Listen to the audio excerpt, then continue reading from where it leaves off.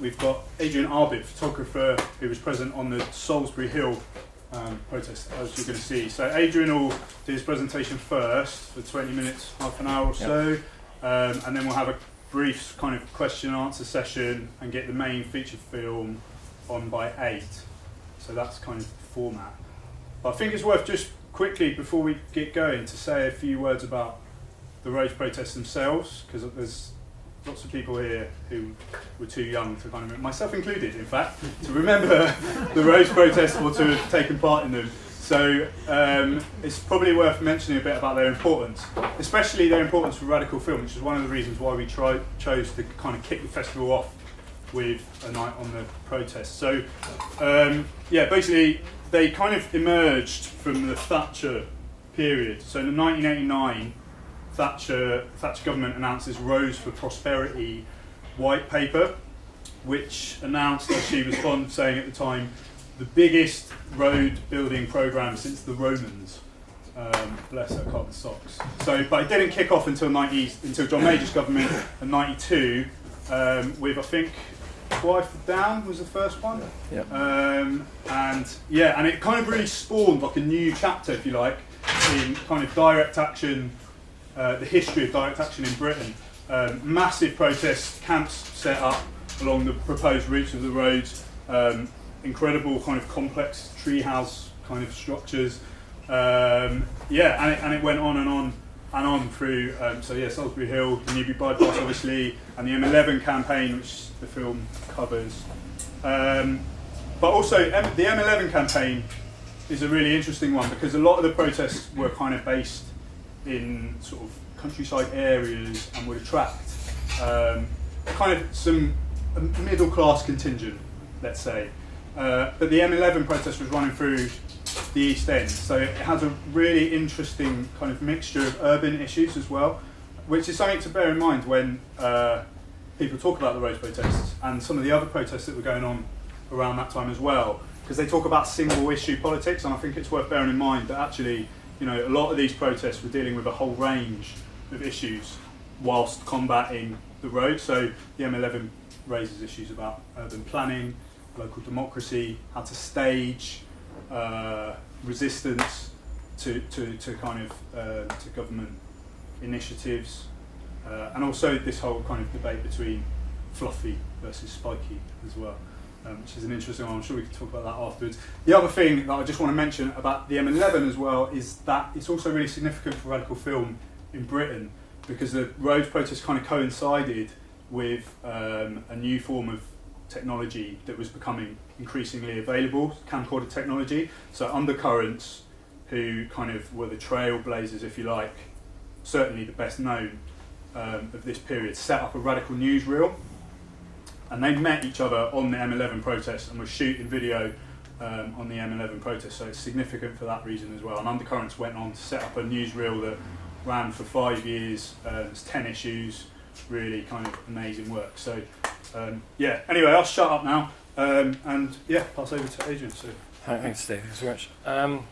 I wanted to actually go a bit deeper than where Steve was on the history of the protest, because interestingly enough, the road protest started effectively in the 50s, but that's when the policy and the whole kind of idea of shutting the railways down and then building roads came in, and then in the late 80s and the 90s, then we had to live with that legacy. I'm just going to give you a little taster of something I chopped together and get it to work. Everybody knows that they're being invaded, devoured, and practically immobilized by our own machinery. We want cars, we need cars, and cars are beginning to destroy our civilization.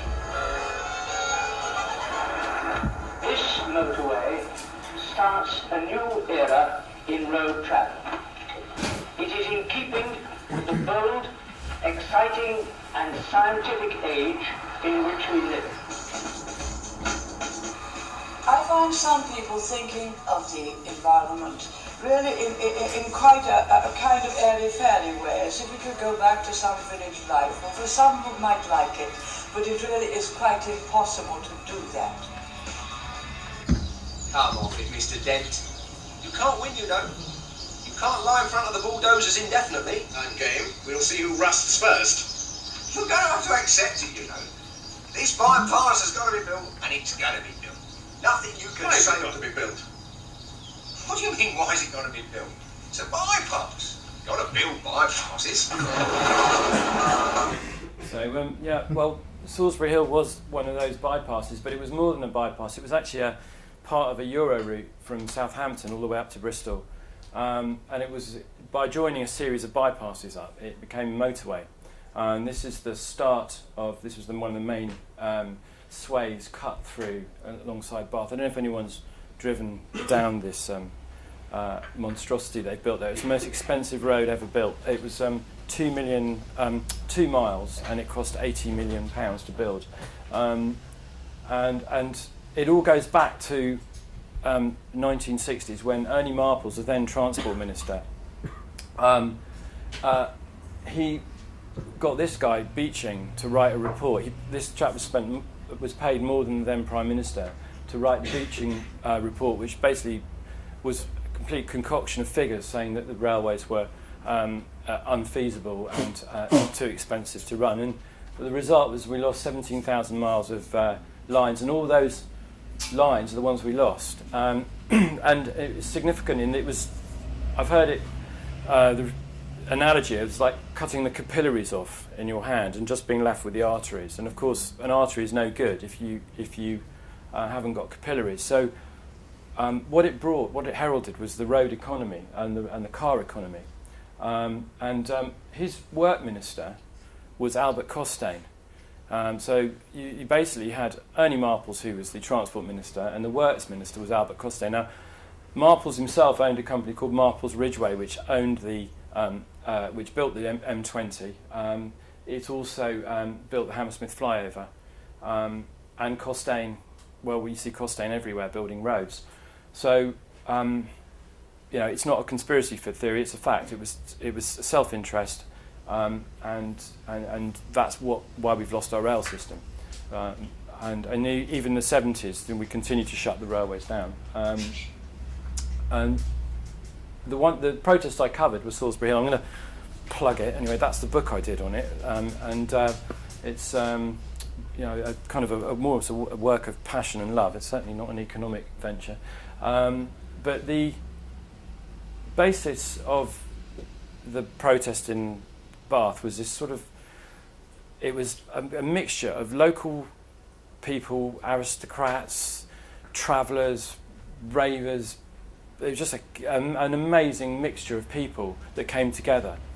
Exactly at the time that this was all happening, Thatcher was shutting down on with the Criminal Justice Act, she was shutting down illegal raves, she was making just everything illegal. She brought the Criminal Justice Act, this is a little poster for it, was just shutting any assembly of 10 people down. It was one of the first kind of major shutting down of a political action that I saw in my life. A lot of it was the guys from the Welling riots. When I went to the Bath police station, my first few days at the protest, I saw in the Bath police station a photograph from the Welling riots, and a series of like pictures, little postage stamp pictures. Have you seen these people? And I thought, what the hell's that about? But it was because people were pissed off, they were fed up, and so they were looking for places to go to express that anger. And whether it were people from Welling riots at the road protests, I'd have no idea, but the police were obsessed, the system was obsessed with dissent. And as a result, they came down on a group of people who were fundamentally poets and artists and intellectuals and disaffected people as well. I mean, it was just a massive cross-section of people. But it had the support of the establishment as well. Strangely, you had this weird blend of aristocrats who were losing chunks of their land, joining forces with disaffected youth. So thank you, Mrs. Thatcher, for that. And then digger diving was invented. So here we have a disabled digger. People would run at a digger and just lock on and tie, grab hold of it, it created some great pictures. But security, and we saw the rise of the private security as well. This is a carotid artery hole being used to get this guy Dijon off the digger. And what you do is you actually hold, if you're a security guard, you hold the subject's neck until blood flow is shut off to the neck, and it's completely illegal, but it actually does cause fainting. It's very unpleasant. And then, of course, the Murdoch press got stuck in. This was the Sunday Times, which is just extraordinary. Allegations of crossbow wielding, people in trees with balaclavas. Of course, no photographs, just the artist's impressions, because it didn't actually happen. And then there's a pit of spikes, which always got me. It was just basically a bunch of chisels that had been left in a hole by a contractor, and the policeman said, no, they're spikes like they were used in Vietnam, and there were like feces being thrown and all this sort of stuff. And then we've got the Summer of Rage in there somewhere as well, which is a kind of constant refrain from the Sunday Times. Anyway, but it was more kind of swallows and Amazons than anything else. The security were a bunch of thugs, and the protesters were just a bunch of fluffy guys. There was no, I mean, when all the time I was there was no aggression. It was basically the kind of Gandhian. There was a lot of Gandhian philosophy in this. It was like direct action, peaceful direct action. It was an eye-opener for me. And this is reasonable force being used to remove a protester, which was basically just people security running and blocking.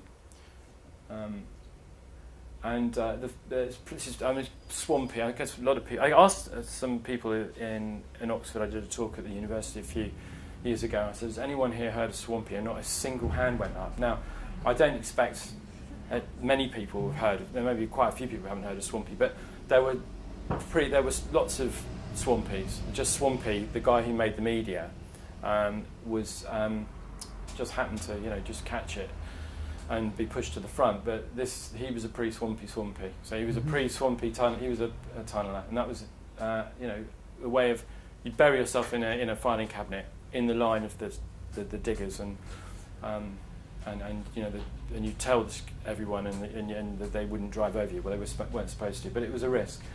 And then the other side of it was the spirituality. It was a big kind of pagan spirituality to the protest. I think that's what drove it, actually, a lot of it. This was the guy playing the didge, I can't remember his name, Mark from Kangaroo Moon. And then every now and then you get sort of unusual, people would just turn up. Incredible people would just turn up, and it was this sort of...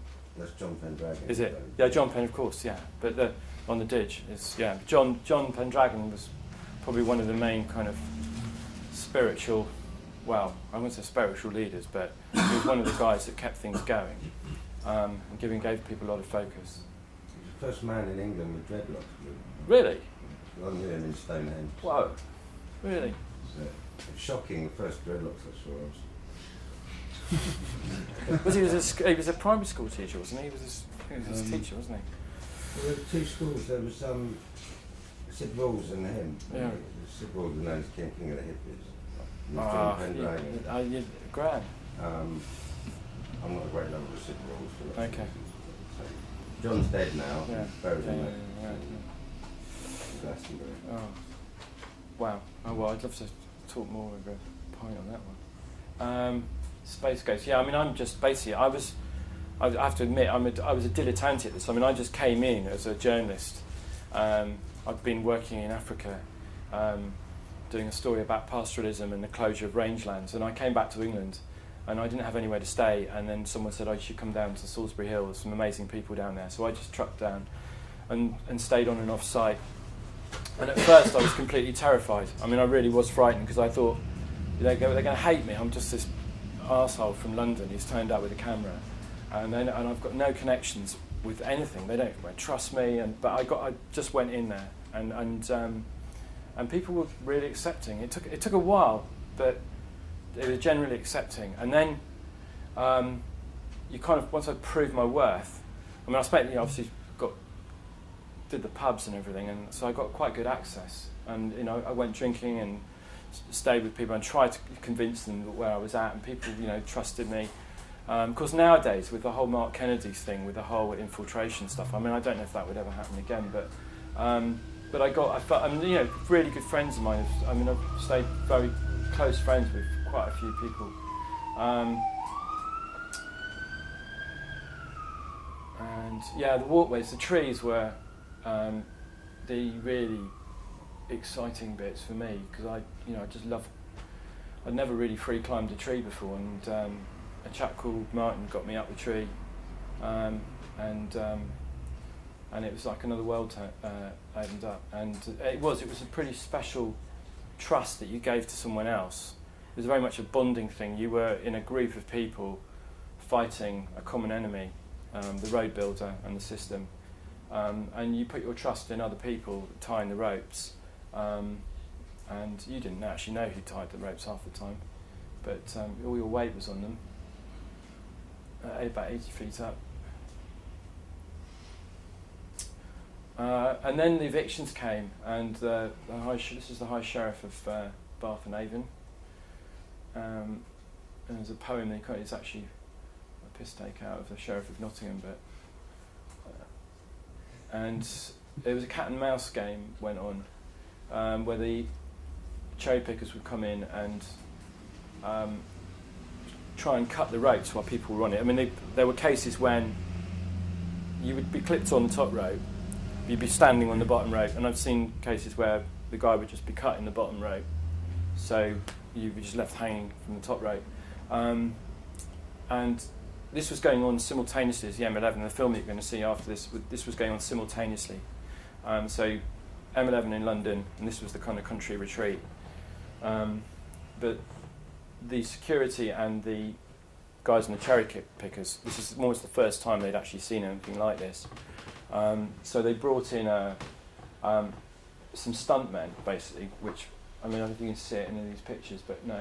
But the guys that were doing getting the guys out of the trees were actually stuntmen. And they put in hundreds of boxes all over the ground, so if anyone fell, they would supposedly land on cardboard boxes. But no one actually fell during that eviction. There was a guy called Martin who was mixed reports about actually what happened to him, but he fell.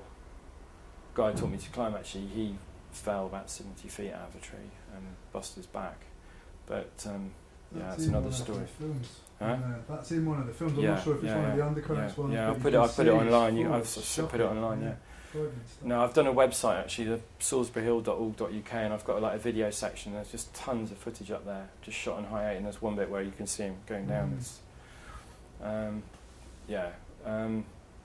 That's another story. It's a whole other story what happened there. But anyway, this was Emma being taken out of a tree, and people became very attached. If you were living in a tree for months, because this went on for months, this protest, you're up there in the tree constantly, you urinate and everything else, I mean, in the tree, in bags. It's all very well ordered and planned, but you had a system of people, kind of, ground crew looking after the guys up in the tree. But you would, your life was revolved around that tree platform, and you would listen to bird song, and all the platforms were roped on in respect to the tree, and it was a whole kind of another world up there. So when you were removed out of the tree, it was literally you were being torn out of your home, and it was like a piece of you was going. So it was pretty rough stuff, actually, emotionally.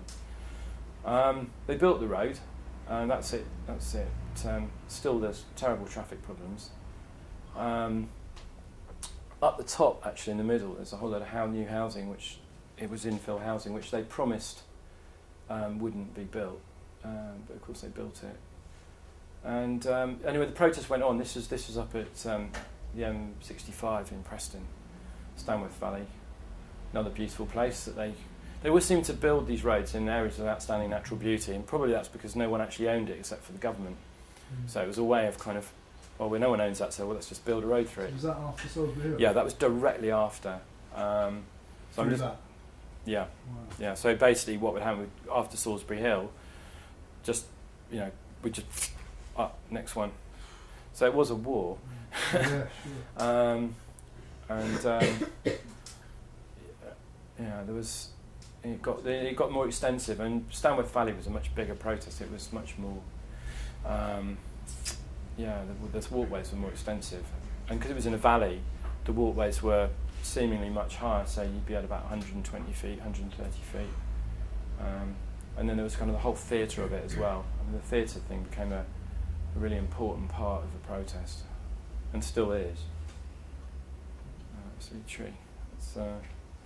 And the security and the vertical access guys got more aggressive, so they'd actually be punching and fights in the nets, and like someone being evicted. And I mean, it kind of then the war went on to the media, because I ended up, this was actually for Elle magazine, so I tried to, I thought I'd try and get it into the media more. Well, the media, not I tried it, the media comes to you really. It becomes more acceptable. So the acceptable face of protest was something in Elle magazine about what it's like to be a woman in the trees, which is, but it's kind of, you're kind of winning the battle when you're doing this, or the movement is winning the battle when you're getting acceptability I saw it's arguable that, but here's Swampy, and this is inside a tunnel. And this is a 70-year-old Swampy. I'm going slightly off-piste here, but this is my kind of. This was actually a talk I did about protest in general. So I'm probably going to stop just shortly after this. But this was at a relief road in Epsom, where a 76-year-old man called Phil Pardey went down a tunnel, and I just thought that it was at this point where when you've got 76-year-old guys going down tunnels, you kind of, there's nothing the government can't do very much about it, because it's like they've kind of lost the battle, because it's like a media. People are going, well, God, if this guy's prepared to go down the tunnel and he's been in a war and he's been fighting for his country, and we can't win. So they brought in all these ridiculous acts, and this is where this is what we're living with now. All these injunctions and stuff that's been going on.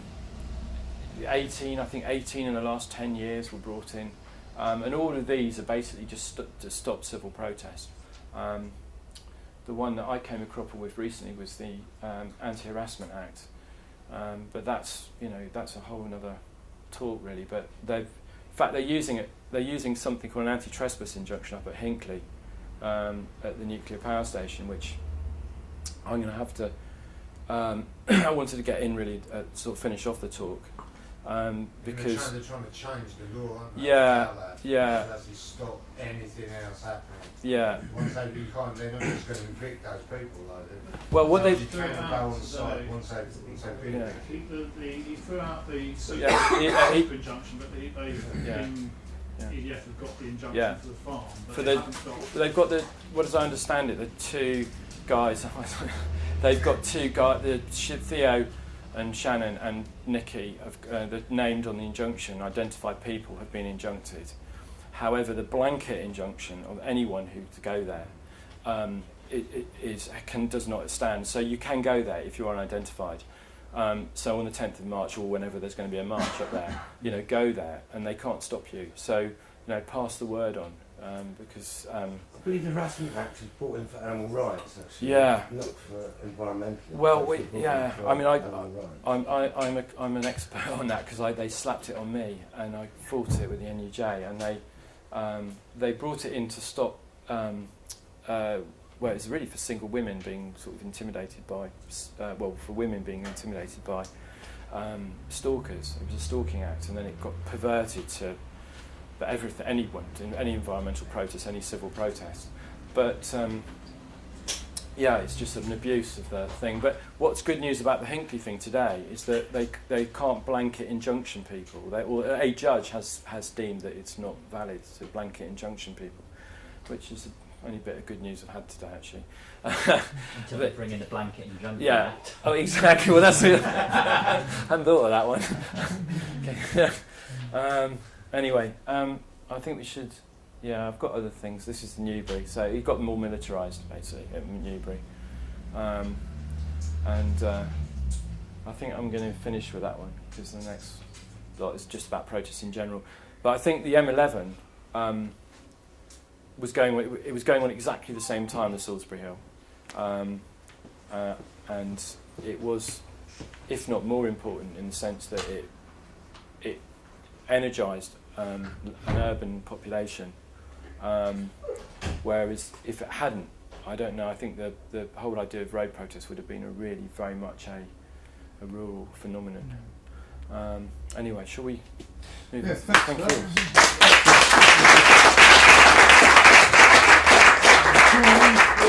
We don't need to get there.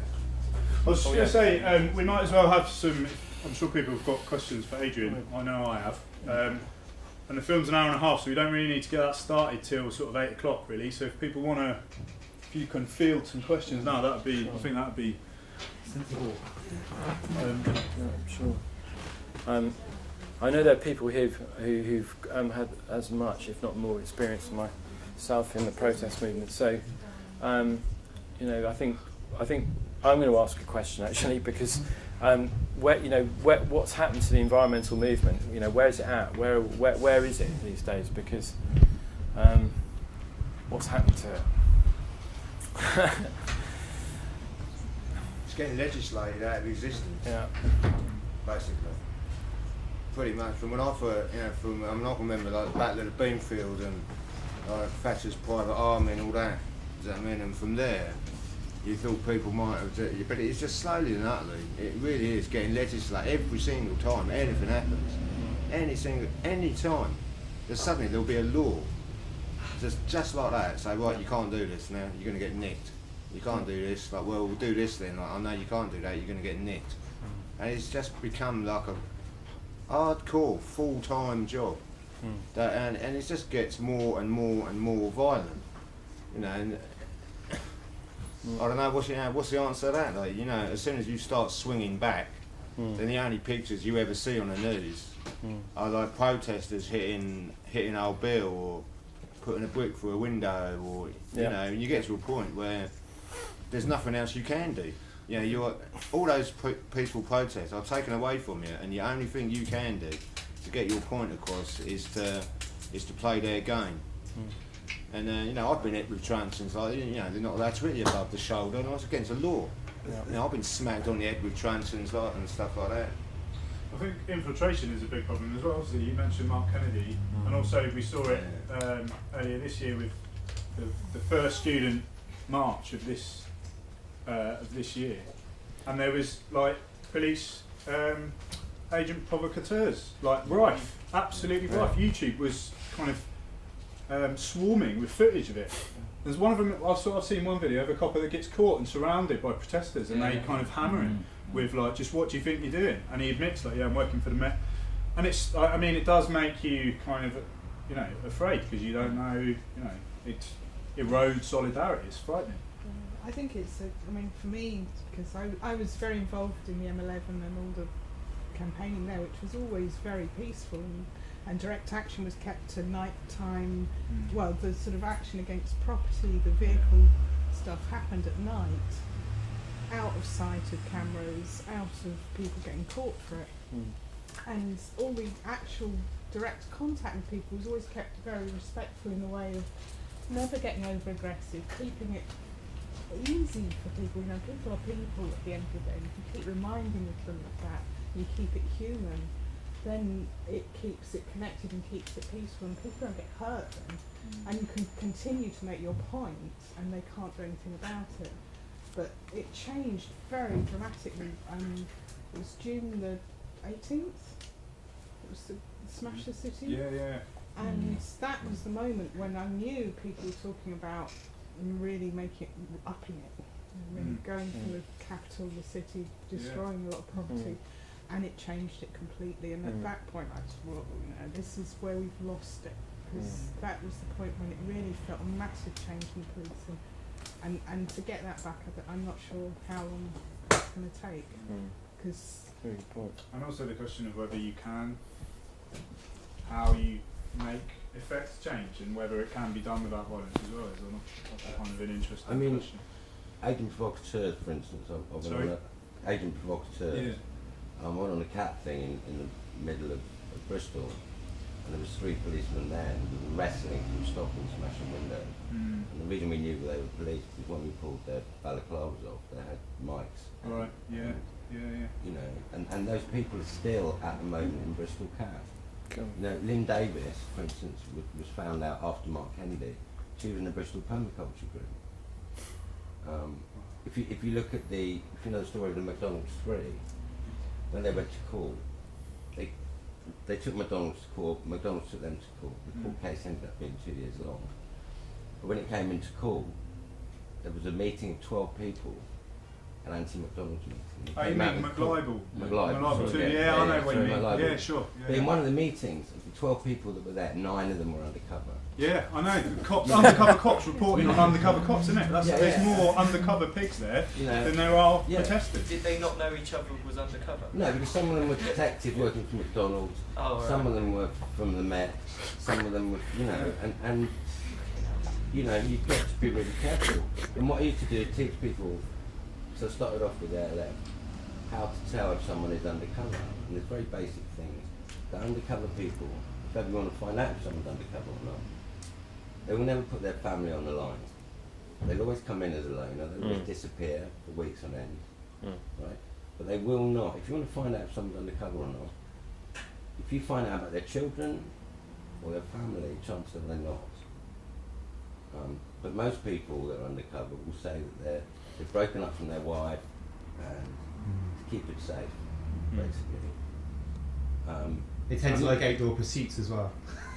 Just for instance, on another angle, when I worked for the Obstetrics Prime Minister setting up drug programs in Bristol streetwise, and I used to go into the police station for meetings, just in Bristol there's 30 undercover drug squads. And some of these guys have got dreadlocks down to their waist. You would not know. Piercings, the lot. You would not know that they were, and that's 30 just in Bristol. Yeah. 30 groups as well. And the undercover is not just like the Met. You've got undercover MI5 and undercover MI6.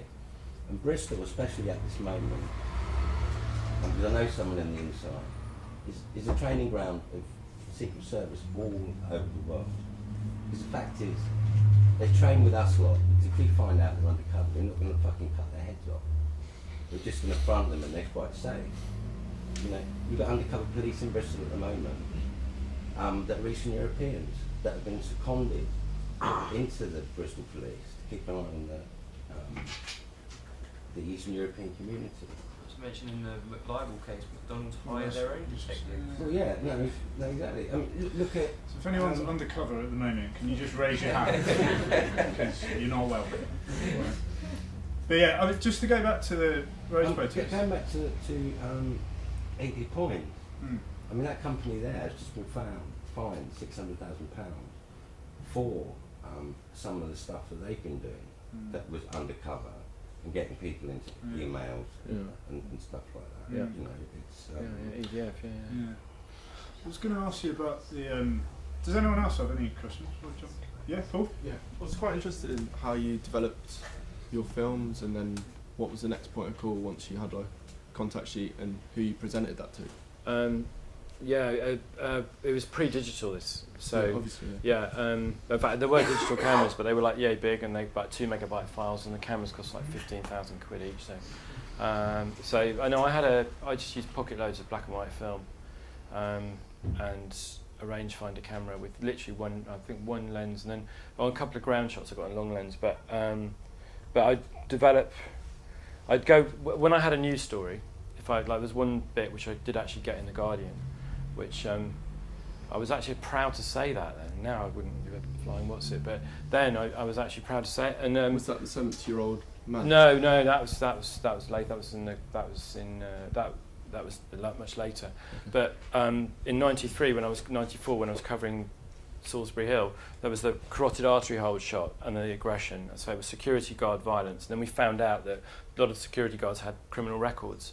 And we effectively I broke the story. I mean, it's just the protest broke the story. I just was fortunate to be the vehicle to take that to London. I had actually time on a motorbike at the time, and I went to London with the film. Went into the Guardian. There was a lovely old guy on the picture desk called Alan Sparrow, who literally just says, "A cup of tea, get your film, mate, off to the dark room."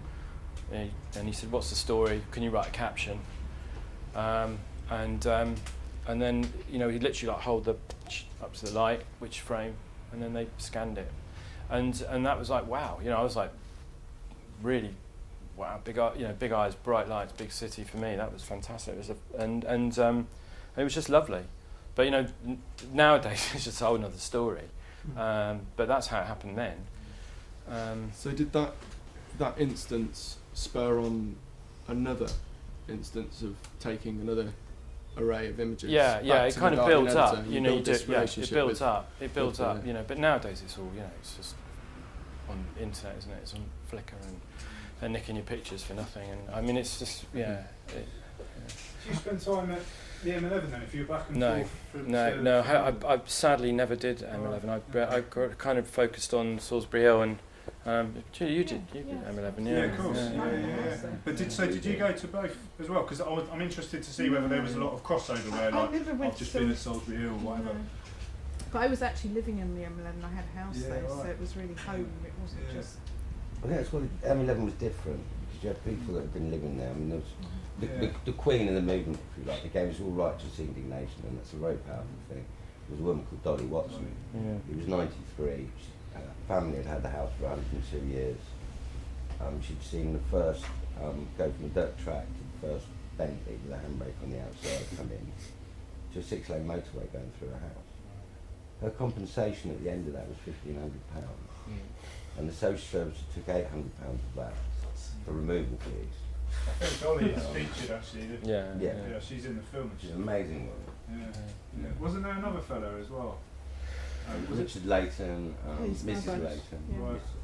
She was very elderly. And part of the cons were if you owned a house, right, and they compulsory purchased it. Yeah. This was the con they did. Was because suddenly it was blighted because there was a road going through it. Instead of it worth 150,000, because it was blighted, then you only got £30,000. So the whole way through it was absolutely. Yeah, and it took them 20 years from when they first decided to build it to actually building it, and that was probably partly why the value, because you don't get the value until it's taken. So if it's blighted 20 years before, then. I'd like to say something about the Forest of Dean campaign, because I was sort of involved in, let's say, the Hands Up Our Forest campaign, and that was really interesting because that was like a whole cross section of the community came together. I mean, like there was Tories who hated it in the forest. I mean, I was at a public meeting with this guy who I don't like really, and I was thinking, me and he's going on about them, how shit they are, and that was really interesting because the forest is. I grew up in the Forest of Dean. It's a very like prairie place, and people don't like it. There's a history of that resistance going back hundreds of years to the forest being taken. But it was I think like it was such a majority of people, you know, and I think that was quite heartening. In fact, that's the only thing like really that's sort of won recently in terms of like stopping what is basically modern day enclosures of land. I mean, this is what we're seeing. Yeah, I mean, this is what they're trying to do with the Mendips at the moment. You know, they're on about selling off the Mendips now, aren't they? That's the most recent thing. You know, they want. But it's all enclosures. It's all like, how can you protest? Like you said, like, you know, they find this land, no one owns it, but we do actually. We own it. Yeah. It's our land. Yeah, it's common land. Yeah, but they don't care about that. But they just go, oh, well, knowing this, that's quite easy. We just take that, and that's theft. Yeah. Well, it is. It's right. Yeah. Just put a fence around it again. It's just. You know, complete. It's interesting that you say, because I think you're right. The Forest of Dean struggle was like an absolute victory, and I think that's kind of one of the things that's probably worth mentioning as well in relation to the roads protests is that because you said it was a war as well, and how you'd move like you might lose the battle. Oh, you win and the war. Road would get but they did built, actually win, yeah. But you know, ultimately, I think we should think of the roads protests as being a massive victory. Yeah. Because although, like, you know, we lost. Well, not we, you guys who were there fighting it. One each lost the battle, but ultimately the government road programme was shelved. Yeah, it was actually it was in the middle of Newbury. They did a very quiet press release saying they were slashing the roads budget or the road programme. It was 28 billion to 4 billion. Yeah, but So the it's actual just number of huge. roads was Yeah. like, what was But it, yeah, I can't remember the 420 amount, down but to 20, but 400, yeah, down but to the budget went. 470 or something. But that was all the strategy, wasn't it? Make it so expensive that they're just not going to want to carry on Yeah, doing exactly. it. You know, it's a great idea. So it's kind of like a war of attrition, isn't it? Yeah, if you delay the building. And there was a lot of thinking outside the box. I mean, like Costain at one point, we spent £500 on putting ads out in all the building magazines saying, have you not been paid by Costain? We're interested in hearing about everyone. Because Costain aren't paying their contractors, blah, blah, blah, blah. So all the contractors went into complete panic, demanded paying immediately. And Costain shares went from £1.30 down to 38 pence. And that was a real way of affecting Costain. You know. I mean, what was interesting about the forest thing was the way that they tried to turn it around as if they were doing everyone a favour. It was like, at the end of it, you know, they were blatantly going to sell the forest off. I mean, there was no doubt about it. I mean, they were so, you know, and they're still really doing it because they're asking the Forestry Commission. I mean, this is what they're doing. They're going to make it, they're going to slow, this government just erodes everything. They don't go in, they just erode stuff. You know, like horrible, insidious way of doing things. But it was like, at the end of it, he comes out and goes, oh, we've listened. You know, it's like, oh, we listened to you, and now we're not gonna do it. As if it's like, as if that was like the theme all along. Victory for democracy. Yeah, that's how he, you know, I can remember him.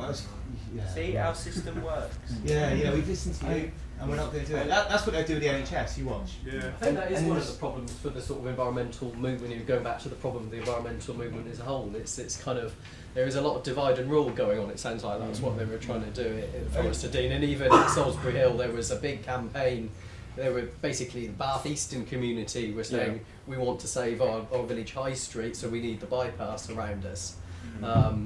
The fact was that, as you were mentioning, Adrian, there was a massive big Euro route, so there was a lot of other politics beyond that. But they managed to kind of pit people in Swainswick, which was the community that lost houses. I mean, obviously there weren't as many houses lost as the M11, but there was a small community that was lost there, and they managed to pitch people off against each other. And I think that happens quite a lot, because I think if you're serious about environmentalism, I think at some point you're going to come into conflict with economic growth. Absolutely. And I think the problem is in terms of the control of the media. That's probably why the environmental movement is struggling at the moment, because I mean, Greenpeace was on the news every week probably 20 years ago, whereas their profile is very much. Well, they've kind of gone down the polar bear avenue, haven't they? I mean, that's the thing. Is that it's the thing that gets me is the energy debate at the moment, and I'm kind of interested in where that's going at the moment with this kind of nuclear push for nuclear and the big six, and yet all the microgeneration's been thrown out the window. I mean, we're not talking fit tariff stuff, and this is sort of like. There's a whole story about the fit tariff, but they are basically kind of knocking renewables on the head so they can push nuclear through. And, you know, a nuclear power station costs like 10 billion to build, whereas the actual budget for the fit and micro generation is minuscule in comparison. And yet that's giving people access to their own energy, and you know, who knows what we could get on the back of microgeneration. I mean, there's new storage mechanisms coming in. I mean, I'm working as an electrician now, and I'm seeing 3 kilowatt and 2 kilowatt batteries being installed in houses. I'm seeing electrolyzers and all sorts of stuff coming, and you know, necessity is the mother of invention. And I think the government are actually getting scared of people making their own energy. And so I think that's a really big thing, but I'm just fascinated to see how the nuclear has almost just gone bang. It's just come in. It's like we're just sitting there like, it happened. It's almost as if power.